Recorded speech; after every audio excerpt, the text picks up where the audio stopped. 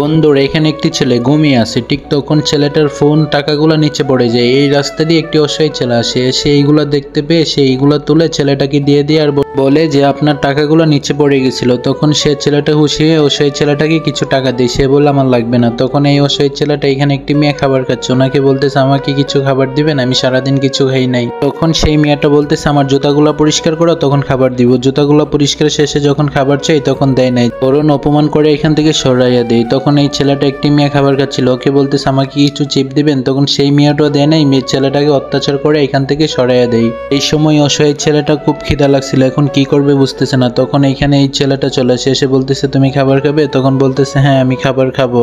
এই সময় এই ভদ্র ছেলেটা অনেকগুলা খাবার নিয়ে চলে আসে অসহায় ছেলেটার জন্য। অসহায় ছেলেটার কাছে এসে যখন এতগুলা খাবার দেয়, সে খাবারগুলা পেয়ে তো সে অনেক খুশি হয়ে যায়। খুশি হয়ে মনের আনন্দে খাবারগুলা খেয়ে নেয়। আর এত সুন্দর কাজের জন্য ভিডিওটা সবাই লাইক করে দেয়।